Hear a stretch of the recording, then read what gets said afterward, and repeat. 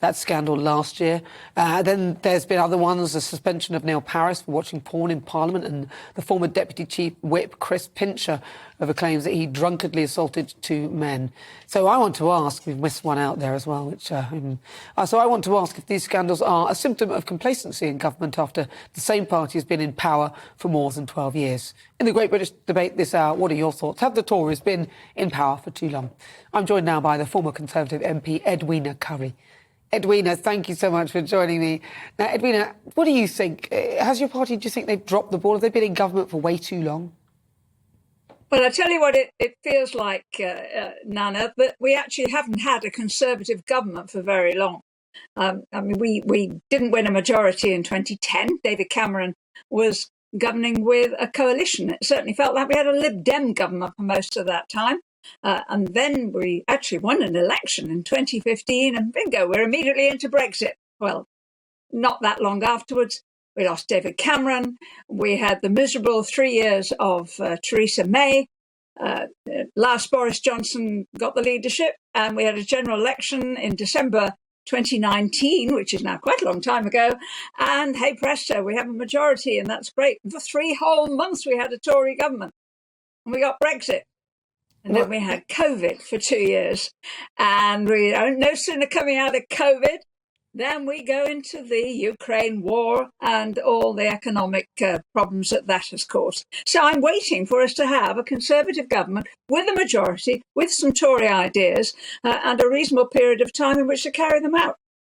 Well, I mean, that would be interesting if they could just get their act together, because it seems to me all this infighting. I don't think in my time, and I'm old, but in my time I've seen quite a few governments, and I just don't recall ever seeing so much infighting and so much sort of sleaze on this sort of level. I'm just wondering why on earth, you know, do you think it's? I just can't understand why the Tory party are behaving in this manner, because they're in, and if they don't stop, they will be out. Well, I totally agree with you. One of the things that the Conservative Party always well understood is a degree of loyalty. And in fact, a lot of people showed it to Theresa May when she was Prime Minister and leader of the party. She seems to be leading the charge not to be loyal to her successor. And I think her behaviour is absolutely disgraceful. So, you know, you haul her on this programme, Nana, and you tick her off. I totally agree with you on that. I'm slightly older than you, I think, and was in government during the 1980s.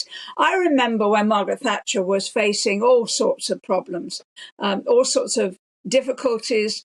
She lost Cecil Parkinson, her party chairman, because his girlfriend produced a baby and then produced a book, and it was all very naughty indeed. I tell you what, we had a better class of misbehaviour in those days. At least Cecil Parkinson was good looking, which you couldn't say about the two guys whose pictures you've just put up on the screen, who have been disgracing the party recently.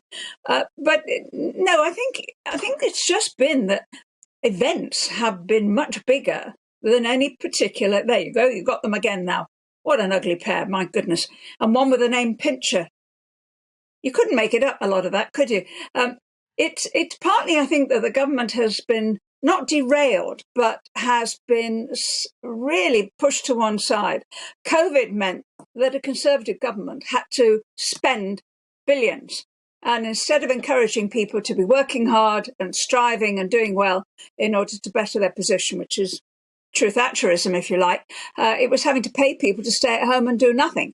And that's become a bit of a bad habit amongst some people who really don't seem to want to get back to work, including about half our civil servants, which is not conducive to efficient government whatsoever.